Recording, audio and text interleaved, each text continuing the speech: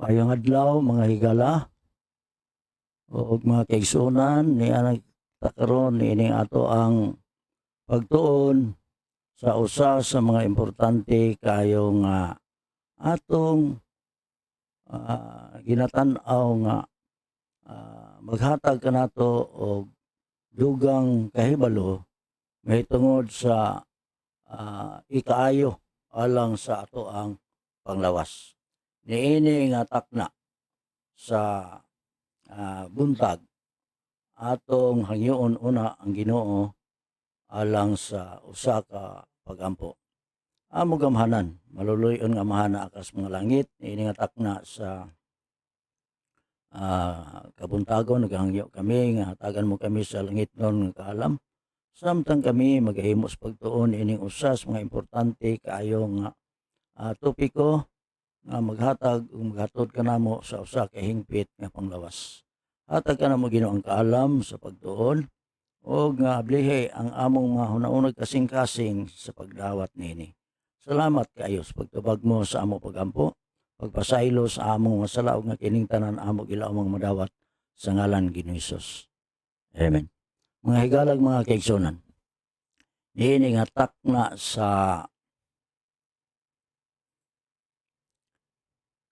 kabuntagon atong hisgutan ang usa sa mga importante kaayo nga mga balaod no sa panglawas mga kaigsunan. Kining niya nga topiko mga kaigsunan maghatag kanato ni siya og dugang kahibalo mahitungod sa unsay angayan natong himuon nga atong mabatnan ang hingpit nga panglawas no. Maayo ang atong lawas. Dunay 8 ka mga balaod sa panglawas nga atong hisgutan mga higalag mga kaigsunan. Actually na ay kini i-identify nako balig 8 ka buok pero dili ni in order no. Ang atong tun-an ang una kining trust in divine powers. Pero sa dili pa mo ni ang atong pagatun-an sa mga malabot nga mga adlaw niya niining ato ang pagtuon mga higalag mga kaigsunan mahimo ning inspirasyon nato mga igsoon no. So ingon din mga kaigsunan, ideal nga diet no. Dayon exercise, water, sunshine, temperance, fresh air, rest, trust in divine power. So diini nga takna mga higala o mga kaigsunan. Ang atong unahon sa pagtuon kining pagsalig diha sa Ginoo. Trust in divine power. So mo ni ang ato ang unhon. Ngano mga tana siguro mga ngano kana may atong unhon. Now, ang pinakaimportante tanan sa tanan nga atong pahisgutan nga mga balaod kini kana yung pagsalig sa Dios mga higala. Mo'y pinakalabaw sa tanan mga kaigsunan. So, pag ingon natong trust in divine power, nagalakip kani sa Dios mismo nga tuwa sa langit o naa makikuyog nato bisag asa mga kaigsunan kay siya bisag asa man mao nay usa nga angayan natong himuon ang pagsalig sa gahom sa Dios, ang pagsalig sa iyang balaanong gahom mga kaigsuonan no.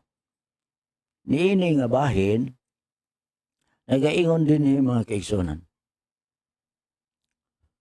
Akong basahon nagaingon din ni faith and trust in God undergirds all other health laws no. Ang pagtuo o pagsalig diha sa Dios na ilalom niini ang tanan nga mga balaod sa panglawas. Sa lain pa, pagkasulti, ang atong gisgutan kaganiha, may tungod sa ideal diet, may tungod sa exercise, may tungod sa tubig, sa preskong hangin o guban pa diha, na ilalom kini diha sa atong pagtuo o pagsalig diha sa Dios, mga kaigsunan. It is the most essential law to put into the daily practice, no? Mao kini ang pinakagikinahanglan nga balaod nga atong himuon sa matag adlaw. So, samtang yun din while the atheist may achieve health by following the 7 health laws, perfect health is possible only by including the 8th health law, the cooperation of human with divine power, no? So, samtang ang mga ateista maangko nila ang panglawas pinaagi sa pagsunod ni atong pito ka buok mga balaod sa panglawas, ang hingpit nga panglawas posible lamang sa dihang atong i-appeal ang ikawalo nga health law, ang pag-cooperate sa tao ngadto sa balaanong gahom, mga igalag mga kaigsunan, no? Sa laing pagkasulti, dili nato ma-attain ang pinakahingpit nga panglawas kung dili nato unahon ang atong relasyon ngadto sa Ginoo. Kinahanglan mo cooperate kita sa iya, mga higalag mga kaigsunan. Now, padayon din sa pagsalig diha sa balaanong gahom sa Dios, ingon din sa My Life Today, page 149, written by one of my favorite author, Ellen G. White. Nag-iyon siya, we should cooperate with God in the care of our bodies. Love for God is essential for the life and health. For life and health. Faith in God is essential for health. In order to have perfect health, our hearts must be filled with love and hope and joy in the Lord. So, kinahanglan nga kita mo cooperate sa Dios sa pag-atiman sa ato ang lawas, no? Sa laing pagkasulti, ang mga butang nga ikaayo sa atong panglawas nga maoy gisulti sa Ginoo atong duyugan kay mo cooperate man ta siya. Ingon din ang paghigugma sa Dios gikinahanglan sa kinabuhi o sa panglawas. So, dili di ay pwede nga magkinabuhi lang ta nga actually do na may mga tao nga nabuhi nga wala gyud magkinahanglan og Dios, mga higala, no? Na may mga tao gyud nga dili motuo og Ginoo. Now, pero dinhi essential, no? Love for God is essential for life and health, no? Gikinahanglan gyud alang sa kinabuhi og sa atong panglawas. Faith in God is essential. Ang pagtuo diha sa Dios gikinahanglan alang sa panglawas o nga ato lamang maangkon ang hingpit nga panglawas, mga higalag mga kaigsunan, sa diha nga ang atong kasing-kasing, no? Ang atong kasing-kasing mapuno sa gugma o paglaom o kalipay diha sa Ginoo. Labihan ka nindot kaayo nga bahin, mga kaigsunan. Actually, it is a very inspiring statement, mga kaigsunan. So, balikon ako, ang atong mga kasing-kasing makinahanglan mapuno sa gugma, paglaom, o kalipay diha sa Ginoo, o nga makangko nato ang hingpit nga panglawas, mga kaigsunan. Padayon, the very best physical, mental, and spiritual health possible is attained only by connecting with God's power. Ang pinaka-the best nga lawas nun, utok nun o espirituhanon nga panglawas, posible lamang nga atong maangkon pinaagi sa atong pag-connect no? Pag-connect sa gahom sa Dios, no? It is only through God's power by connecting in Him, mga kaigsunan, nga posible ang panglawas nga hingpit atong maangkon. The better the total health, no? The greater will be the ability to honor and glorify the Creator and Redeemer of mankind by reflecting His character to the world. So sa dihang atong ikonik atong kaugalingon ngadto sa Ginoo, total health, the greater, mga kisunan, ang atong ability sa pagdaig o sa paghimaya sa maglalalang o sa manunubos sa katawhan, pinaagi sa pagpakita o sa pagpabanda sa iyang kinaiya, sa kinaiya niya nganhi sa kalibutan. Atong hinuksukan sa makadiyot, mga kaigsunan. No? Pagkanindot kaayo, maangkon lang namang nato ang pinaka-the best nga spiritual health, mental health, and physical health by connecting with God's power. No? So, sa pagsalig nato sa balaanong gahom, connection with divine power. Ang atong pag-connect sa gahom nga balaanon, mag-impart kini sa atong physical, mental, and spiritual health. Pinaagi through obedience to heaven's laws, no? Ato sa pagkamatinud-anon sa mga balaod sa langit, preparing God's people to fully serve Him. Sa pag-andam sa mga tao nga sa kinatibuk-an mag-aalagad diha kaniya mga higala. No.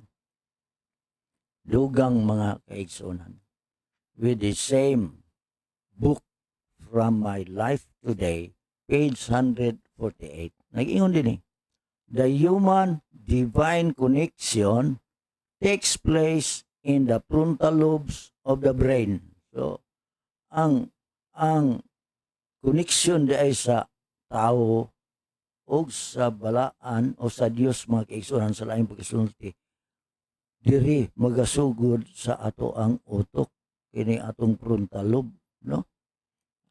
Ingon pa, mga kaigsunan, sa tagsulat, mga kaigsunan, sa maong basahon, the brain nerves which communicate with the entire system are the only medium through which heaven can communicate with God and affect His inmost life. Ining atong mga kaugatan sa atong utok, mag-isunan nga maoy mag-communicate sa entero sistema, ni ang magahatod kanato ngadto sa langit nga mo communicate, mga kaigsunan, og makaapik ni sa ato ang kinabuhi. So unsa ay naa diri sa ato ang ulo, mga kaigsunan, mao ni ang system, magsunan, nga maghatag nato og kanang igo nga sana murag ang atong relasyon ngadto sa atong buhi nga Dios. Whatever disturbs the circulation of the electric currents in the nervous system lessens the strength of the vital powers, and the result is a deadening of the sensibilities of the mind. So, dinhi kayo di ay na magsugod sa atong ulo, mga kaigsunan. Bisag unsa ang atong himuon, diri na magasugod sa atong utok, sa atong ulo, mga kaigsunan. O kung dili ni maayog pagkaatiman ang atong hunahuna, mga kaigsunan, ang atong utok dili ang atong mga panguna-una dili makaayo ug andar sa laing pagkasulti, ang atong communication, mga kaigsunan, maputol. So ang imbis mo communicate ngadto sa Dios, mga kaigsunan, lahi ang dagan, mga kaigsunan, sa ato ang utok, mga kaigsunan, no? So, mao man ni ang atong connection mga kaigsunan. So, heaven's perfect health is achieved through plug-in. Ang perfect health sa langit ato lamang makuha mga kaigsunan. Una, ang atong koneksyon ngadto sa Dios. Ang ikaduha, ang atong koneksyon sa mga balaod sa langit. Ang ikatulo, ang atong koneksyon ngadto sa Dios. Ang ikaupat, ang atong pag-alagad ngadto sa uban, mga igsoon. So, kinahanglan og koneksyon sa Ginoo. Kinahanglan og cooperation mga igsoonan sa mga balaod sa langit. O nga, kinahanglan nga mag-alagad ngadto sa Ginoo. O dili lang ngadto sa Ginoo kundi mag-alagad ta sa atong isig katawo mga kaigsunan. No? Ang atong relasyon ngadto sa Ginoo mga kaigsunan. Atong una natong gisgutan. We are God's rightful position by creation and redemption. Kita ang rightful nga tag-iya nato pinaagi sa paglalang og sa pagtubos ang Dios mga kaigsunan. Unang 1 John 3 verse 1 nagingon, behold what manner of love the Father hath bestowed upon us that we should be called the sons of God. Tanawa unsa ang matang sa gugma samahan nga iyang gihatag nga ni kanato nga kita gitawag niya ingon nga mga anak sa Dios. Kalipay no? Kita igsoon nahimong mga anak sa Dios. Mga higalag mga kaigsunan. Di bata malipay ana igsoon kun unsang klasiya sa gugma kana na og buot naon murag dili man tatakos sa maong gugma tungod sa atong hilabihan pagka makasasala. Pero ang Ginoo hilabihan ang iyang gugma. Nasa iyang gugma mag-igsoon gitawag kita nga iya ang mga anak mga kaigsunan. So, ang ikaduha, God's position by creation. Ang pagkapanag-iya, ang pagkatag-iya sa Dios nga ni kanato pinaagi sa paglalang. Ingon dinhi, and God said, let us make man in our image, after our likeness. Ang Dios nagaingon, himuon nato ang tao diha sa ato ang larawan, sa atong dagway, after our likeness mga kaigsunan. So, created to be the image and glory of God. Gilalang kita mga kaigsunan diha sa larawan og himaya sa Dios. Si Adan ug si Eva nakadawat ni ini mga kaigsunan nga mga endowments, no? Nga not unworthy of their high destiny, no? Ato pa, ilabihan gyud kaayo ang gugma sa Ginoo mga kaigsunan. Graceful and symmetrical in form. So wa gyud diferensya ang pagkalalang ni Adan ug ni Eva mga kaigsunan. Symmetrical in form, regular and beautiful in feature, their countenances glowing with a tint of health. Grabe makalilisang no nga pagkasulti. And the light of joy and hope. Og ang kahayag diha sa paglao sa kalipay ug paglaom, dibor in outward resemblance the likeness of their maker, no? So ang ilang resemblance mga kaigsunan susama sa ilang maglalalang. Man came from the hand of God. Ang tao gikan gyud sa kamot sa Dios. Hilabihan kahingpit, perfect in every faculty of mind and body, in perfect soundness, therefore in perfect health. Ang atong mga ginikanan nga si Adan ug si Eva mga kaigsunan, resemblance, outward resemblance in the likeness of their maker.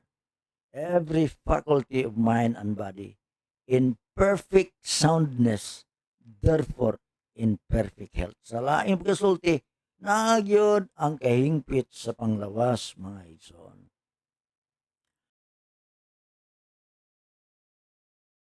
This 1 Corinthians 6:19, that ye are not your own. Wala ba kamo kabalo nga kamo dili mo sa inyong itagyas ang kaugalingon? For ye are bought with a price. Kay kamo gipalit sa usa ka bili. Therefore, glorify God in your body, in your spirit, which are God's. No? Gipalit kita sa usa ka bili, busa, atong himayaon ang Dios, dinhi sa atong mga lawas, dinhi sa atong espiritu, kay kini iya sa Dios, mga kaigsunan. No? So, gipanag-iya kita sa Ginoo igsoon through redemption. Nganong redemption? Tungod kay nakasala manggod ta, mga higalag, mga kaigsunan. Nasala ta mo nang gipalita sa usa ka presyo, mga kaigsunan. No? We are brought with a price, no? Busa atong i-glorify, atong dayigon ang Dios diha sa atong mga lawas o diha sa espiritu, mga kaigsunan. So, God's position by redemption, yun padayon. Man is God's workmanship, His masterpiece, created for a high and holy purpose, and on every part of the human tabernacle, God desires to write His law. Every nerve and muscle, every mental and physical endowment is to be kept pure. If we defile our bodies, we are doing harm not only to ourselves, but to many others. Reflecting Christ, page 165. Workmanship tas Ginoo, mga kaigsunan. Siya mismo ang naghimo kanato. Masterpiece ta. Iyang gilalang sa usa ka taas o balaan nga tuyo o ang matag bahin sa atong lawas, mga kaigsunan. Ang tinguha sa Ginoo nga iyang isulat ang iya ang mga sugo dinhi, mga kaigsunan.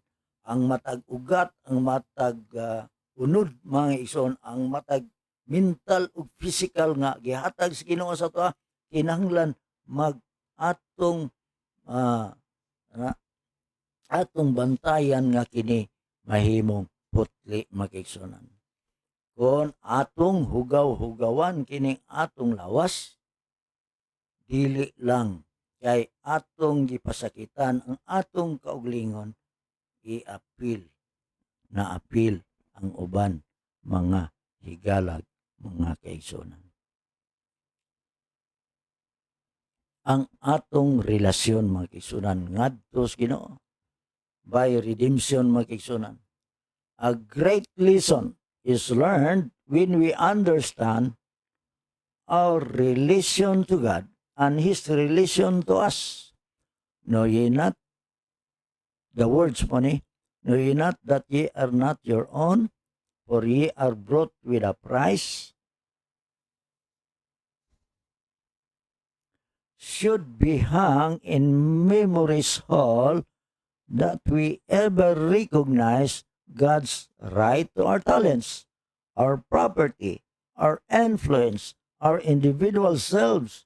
We are to learn how to treat this gift of God in mind, soul, in body, that as Christ purchased position, we may do Him helpful, savory service. Reflecting Christ, page 130. Usa ka dakong leksyon, mga higala, nga kinahanglan, mga isunan, makatunta, makasabuta sa atong relasyon ngadto sa Dios, o nga ang iyang relasyon nganhi kanato, mga isunan. Gipalit kita, mga kaigsunan. Dili na kita mo itag-iya sa atong kaugalingon, mga kaigsunan.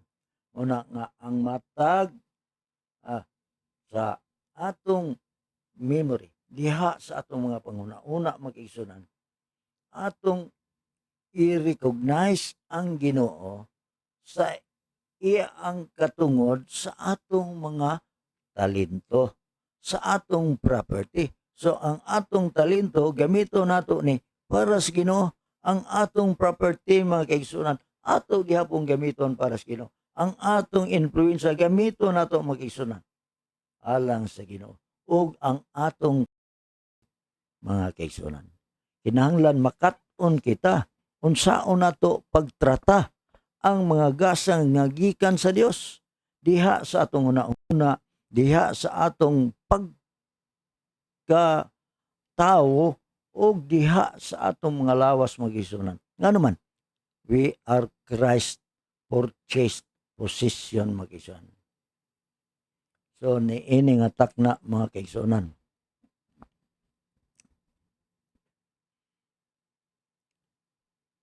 Diri lang sa kita kutob mga higala.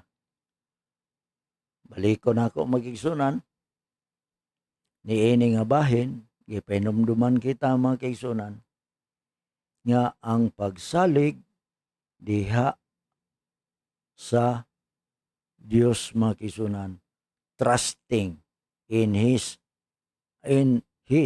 the divine mga kaigsunan. Ang pagsalig diha sa iya usa mga kaigsunan. Kini kabahin pa lang mga kaigsunan. Sa sunod mga kaigsunan atong dungagan, no?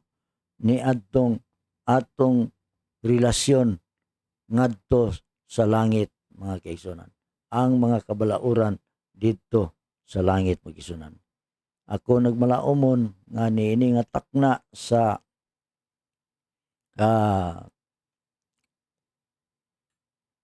buntagon mga igsoon, dili nato kalimtan kini nga bahin, no? Ang atong relasyon ngadto sa Ginoo mga kaigsunan, ang iyang pagpanag-iya kanato mga kaigsunan,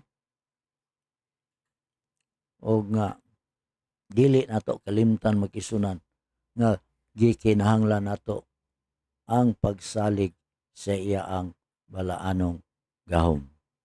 Niini nga takna mga igsoon sa pagsira niining atong pagtuon, no? Niini nga gabi, niining mao nga takna mga kaigsunan. Ang yuon ko kamo nga mukuyog kanako sa pagampo. Gamhanan maluloy-on namo nga mahan na akas mga langit. Niini nga takna sa kabuntagon, nakuha namo ang pipila lamang kabahin sa amo pagtuon may tungod sa among relasyon nga na kanimo, o nga intawon itugot nga kining among mga una-una among igahin tanan nini ana kanimo, ang among kinatibuk-an sa among pagkatao. Ginoo, maluoy ka, pasayloa kami gikan sa tanan namo nga mga kalapasan. Salamat Ginoo sa pagtubag mo sa amo pagampo ug nga kining tanan amo gilaumang madawat sa ngalan ni Hesus. Amen. Mga higalag mga kaigsunan, panalanginan kamo sa Dios.